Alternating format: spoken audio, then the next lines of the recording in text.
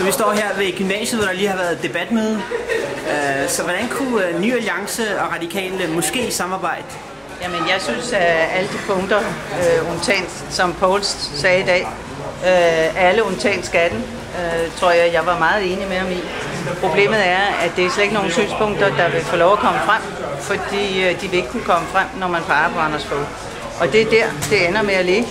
Man vil så heller ikke få skatten, hvis man peger på Anders Fogh, men det er jo Ny Alliances problem. Det er ikke det, som Poul har sagt i dag. Jeg er uenig med, undtagen det om skatten. Jeg mener, at vi kan arbejde på tværs af Folketinget. Vi skal ikke tænke sig blokpolitisk længere, hvilket vi tænker hen over midten. Og den tanke hen over midten, det er den tanke, Ny Alliance står for. Vi kan samarbejde med det radikale på en lang række områder. På ulandsbistanden, som vi også snakkede om, inden vi valgte debatten i dag. Vi kan snakke med dem om integration, med asylpolitik osv. osv. Der er rigtig, rigtig mange emner. Man skal være med hele tiden at tænke på, hvem der er i regeringen, hvem der ikke er i regeringen. Man kan også begynde at tænke lidt uden for den boks. Og lad være med at tænke sig blokpolitisk hele tiden. Vi kan arbejde som et folketing, som et samlet folketing på de områder. Men der vil jeg altså bare sige, at hvis man går ind i den blok, som I jo ender med at komme ind i, uanset du ved det eller ej, så bliver der op ad bakken med alle de synspunkter, I står for. Og derfor, hvis man valgte den anden side, hvis man valgte Margrethe og Helle, så ville man kunne gennemføre sine synspunkter uden alle de her kampe, som man skal igennem, hvis man vil pege på regeringen Fogh. Fordi man skal huske, at med regeringen Fogh, så får man altså også Pia Kjærsgaard. Det lader sig ikke gøre uden, det ved I godt.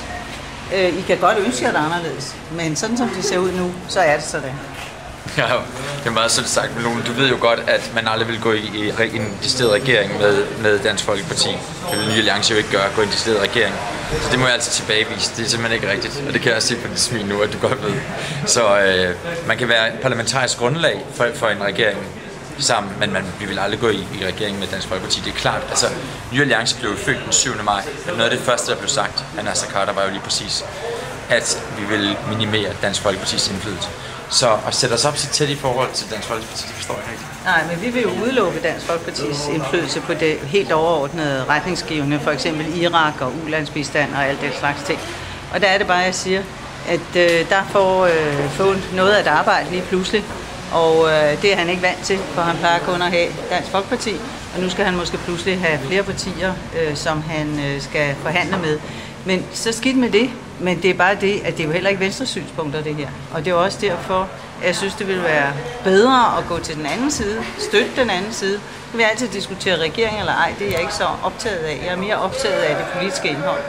Og det er jo der, det du har sagt i dag, det er jo der, det politiske indhold og det politiske fællesskab er. Og så er det jo bare surt, at det ikke er det, I vælger. Men kan du ikke bedre lide Helle Thorning-Schmidt dybt inde end Anders Fogh? Jeg må sige, at jeg synes, at Helle Thorning-Schmidt er meget tillidsvækkende og meget troværdig som at være på. Hun er jo, man kan jo se, at hun står og tænker, hun er ikke så slæben, hun er ikke så instrueret, som det virker til, at hendes modkandidat er. Så jeg synes, jeg har enormt stor sympati for Helle Thorning, det der set nogle tvivl om. Jeg kan godt lide hende, fordi at man kan se, at der er et menneske, der er mange af hendes reaktioner, man kan relatere sig til, hvor det andet kan blive alt for robotagtigt. Og der fatter jeg meget mere sympati for hendes ledelsesstil. Det er der ikke nogen tvivl om på det helt personlige plan.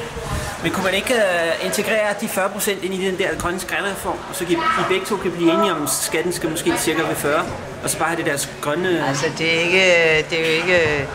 er jo ikke sådan, det er.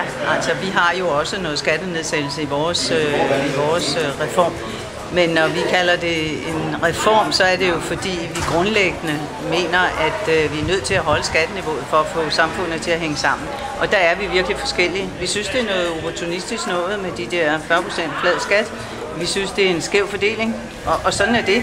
Men under alle omstændigheder, så er det jo ikke os to, der vil være alene kan afgøre. Det kunne vi godt ønske os, at midten bliver så stærk, men det bliver den næppe, sådan ser tallene jo ikke just ud i øjeblikket. Og så vil det så sige, så skal det under alle omstændigheder være med nogle forhandlinger. Og vi synes også, at skatten skal ned på arbejde. Vi synes så bare til gengæld, at den skal op på forurening. Men der er jo også nogle lighedspunkter i det. Vi er bare mindre ultimative på det her, end Ny Alliance er. Jamen altså, jeg kan kun sige, at vores skatteberegning viser jo lige præcis, at man faktisk godt kan finansiere en skatteprocent på 40. Men vi ved jo godt, at vi er jo realistiske. Vi laver jo hele tiden reality checks. Vi ved jo godt, at den ikke kan komme hele vejen ned på 40 til at starte med. Så det er et mål. Så vi vil være glade for, at den kommer ned, og jo længere ned, jo bedre. Så det er ikke et ultimativt krav for os, at den skal ned på 40. Man skal bare så langt ned som overhovedet muligt, så man igen kan begynde at tjene penge til sig selv før onsdag aften. Hvis det ikke er en ultimativ krav, så kan I jo godt komme i regeringen komme med Helle Thorning-Schmidt, eller hvad? Er det ikke den eneste ting, der er... Ja, altså det er en diskussion, jeg ikke kan stå og tage på nogens vegne overhovedet. Det må derfor handles frem til, når vi kommer så langt. Så jeg synes, at skattereformsforslaget er jo sådan set blevet, betegner sig selv meget godt ved, at Lars Kolind virkelig for alvor kunne gå ud og foreslå og fastholde, at man kunne sænke skatten på 40% til 40% på Fyn, ikke? Og så for alvor sammenlignet med, da han selv lavede noget andet i sin virksomhed end det traditionelle. Det viser jo, at man slet ikke har nogen fornemmelse af, hvordan samfundet hænger sammen. Så det bliver interessant. Du sagde under debatten, at du boede i Schweiz i lang tid, ikke? Er der ikke sådan noget med skatten i Schweiz, at den er for lav i forhold til resten af nogle andre lande i EU, eller hvordan er det? Jo, men nu var jeg jo faktisk så privilegeret, at det skulle jeg måske ikke sige her til det her interview, at når man er ansat i FN, betaler man faktisk ingen skat overhovedet.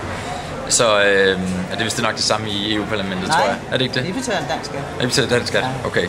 Så det ved jeg faktisk ikke rigtigt. Det var meget et isoleret sådan arbejdsmiljø. Ja. Men jeg ved ikke, så det kan jeg ikke rigtig udtale mig, hvor meget man betaler i skat i Schweiz, men hele det folkestyre er jo helt anderledes. Der stemmer man jo også ud på gader og stræder ved armsoprækning og så videre. Så det man skal være med hele tiden at sammenligne æbler og pærer. Men i stedet for at sætte skatten ned her, kunne man ikke så sige til London eller nogle andre steder, at de burde lige opføre sig ordentligt i forhold til at tage vores hjerne og alt det der, store multinationale opretter sig i andre lande måske og sådan noget. Nå, men det er jo op til det enkelte individ at bestemme, hvor han eller hun vil flytte hen. Altså, det kan vi jo ikke begynde at sige til London, det skal de gøre det uattraktivt at bo i London.